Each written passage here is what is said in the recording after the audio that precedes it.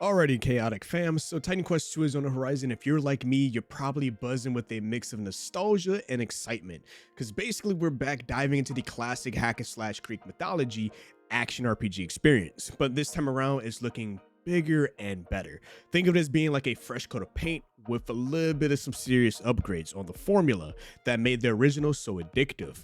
THQ Nordic and Grim Games is now working on Titan Quest 2, and they were able to give me a playtest to allow me to try the game out a bit early and see what they have to offer so far.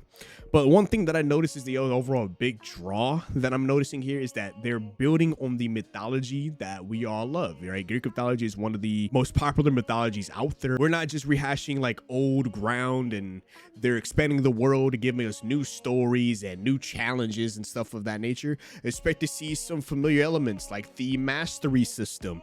Then it's a dual mastery system, right?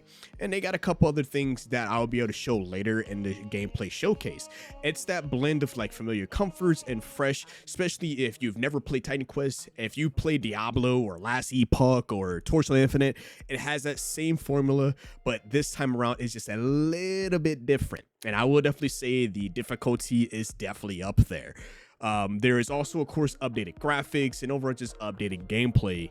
I think Titan Quest 1 came out back in 2016, so almost 10 years later, almost damn near, practically, we're getting there.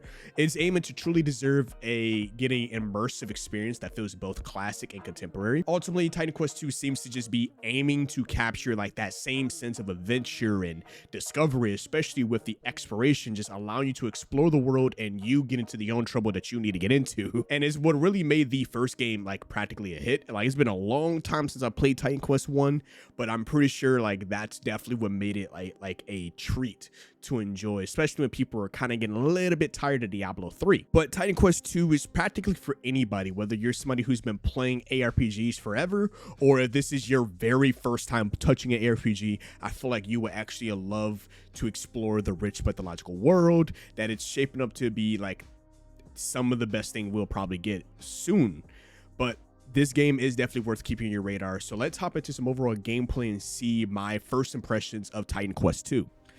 All right, so one thing to keep note is that I've actually am at the tail end of the demo for this, and I do want to take note is that like I know this is a demo version, so hopefully it is better, but right now the character creation is quite lackluster, you know, like it's very lackluster. Like, it definitely could be better. Right now, as you can see, I got my female elementalist level 6, and it was just basic. Like, it just seems like it has basic presets. Like, your character creator is like very standard. You basically just have presets of like men and women builds. Essentially, that's about it. Like, it's pretty lackluster. For any of my peeps out there who like to spend overall hours, which I know there's some of you that are out there like that. You guys like to spend hours on character creator. Like, your Steam profile would say like, oh yeah, 100 hours, probably about good 3 to 4 of those hours were just alone in character creation, right? So overall, like, I just kind of just chose like a female. Like, I like playing most female builds, don't we all? So far, I am at the like I said earlier, I'm at the tail end of this demo, so a lot of things I've kind of already have done. But I kind of just want to show you a little bit to expect in this game. And right now, I am playing on a controller, so that is also something to keep in mind. And one thing that I noticed like right away was just how crazy hard this game is, especially when you go to the ending boss of this, which is the overall Griffin. But before we go to that, I want to talk a little bit about the skill sets, some of the skill trees that you will notice. So starting off, you have is your attributes, your stats. This is basically 7 different types to put your skills into. There are 4 major types that you would notice. There are 4 major types you will notice is that there's vigor, knowledge, agility, and might.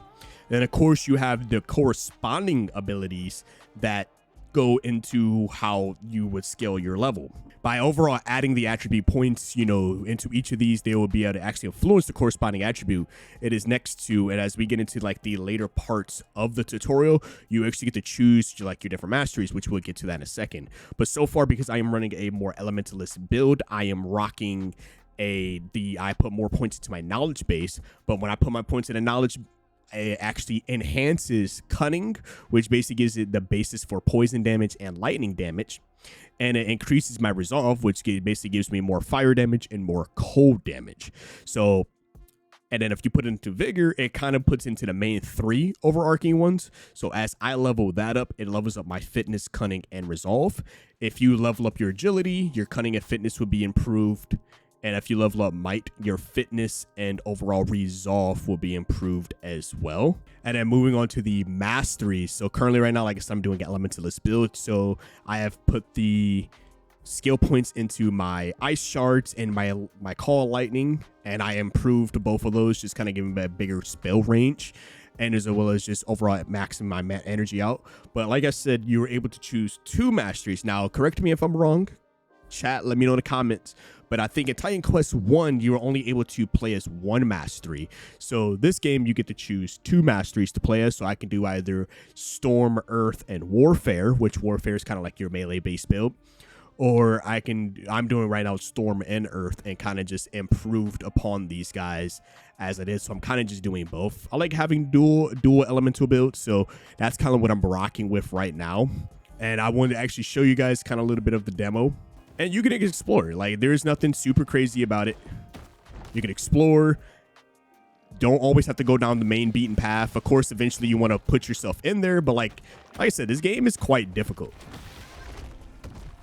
Like, it is not, if you're used to like super fast-paced action RPGs like Torchlight Infinite, or even games like Last Epoch, where you're kind of just walking around like a overall like tank within the first 30 minutes of playing, you would not expect this in Titan Quest 2. This is something that is definitely, do not expect this in Titan Quest 2, because it's one of those, it is a slow burn, and when you actually get up to that point, then you'll be walking around like a walking nuke, which by far is one of the main reasons why I like choosing elemental builds, because I just like calling down elemental blasts and just walking around like that walking tank.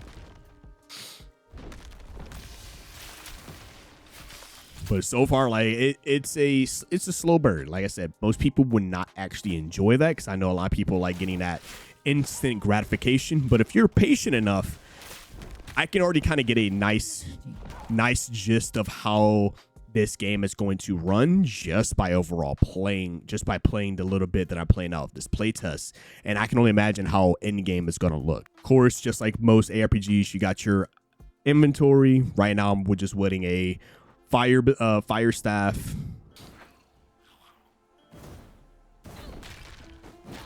Yeah, wielding the fire staff. And overall, like, I just like doing like just exploring and just opening up new areas, which is honestly one of my favorite things to do in games. I just like to explore, get lost in the world, and just level up while I can, getting new gear whenever I can. It just overall helps. So that is one thing to note about that Titan Quest 2 and what they're doing just with this playtest alone. So I definitely can't wait to see how full game will look. Like I said, this is their second THQ second try at it. Titan Quest 1 overall was a great game from what I remember. It was definitely one of those games that was always deemed as like one of the best. Like, I know there's Grim Dawn out there, and there's just other games that are just highly up there for like some of the best things we could possibly get. The overall exploration as well, I like that is probably like my favorite thing about this entire playtest, is that I'm just allowing me to be able to explore the world and just understand the lore just by doing other things other than staying on the main beaten path. Definitely keeping the game from being super linear in that sense.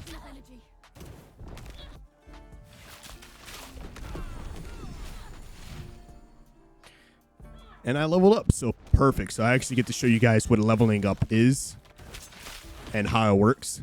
But if you're noticing, like, these fights are difficult. Like, I have to be very careful and really have to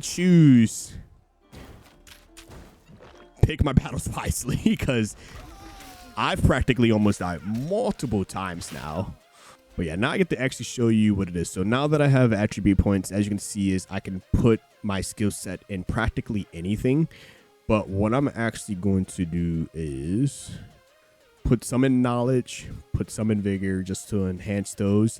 And then for my masteries, as you can see, I get 2 active points and I get 2 passive points. So you get your, of course, the overall active skills that you can make powerful. And then you have the passive abilities of said skill. So I would just increase those. And then you got, of course, now you got to pick and choose. Like I just kind of chose some into my earth just to give me a little bit extra oomph with my earth particular class.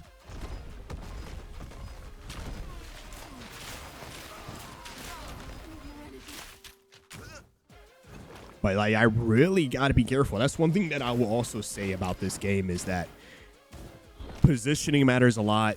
And of course, you get only time dodges as well. Like you don't get that I feel super powerful until like later. And that's kind of how I felt about like when I was playing Last Epoch. I'm like playing Last Epoch, I was getting clapped. And it's just like, it felt like Last Epoch became, I'm not Last Epoch, I'm sorry, Path of Exile 2. I thought Path of Exile 2 actually became like a Dark Souls game. So I was like, when the hell did this game get fucking difficult? And Titan Quest 2 it's been a it's been a tough one. Like I have not been able to, like I have to like basically pick and choose how I'm gonna handle these encounters because they have not been nice to me. I'll say that. So I just got some pretty decent gear actually. And I think that gear alone just hooks your boy up. And I love that whichever equipment you get, it actually changes how your character looks.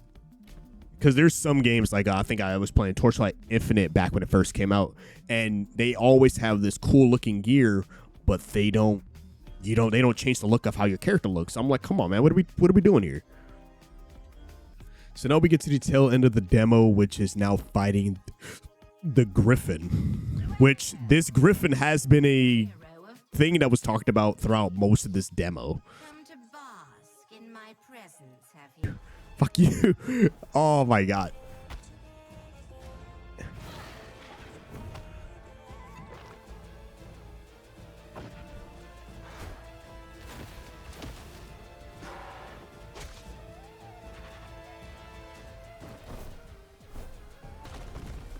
Dodge. But I always love challenging boss fights, man. Like, it doesn't matter like what it is. I love being able to work for it and truly putting my build to the test.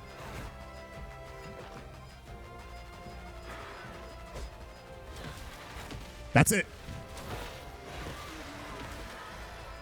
Whew. Just know it took me like 3 tries to kill her. I had to like really think about my build for sure. Now we need to destroy the Griffin's nest.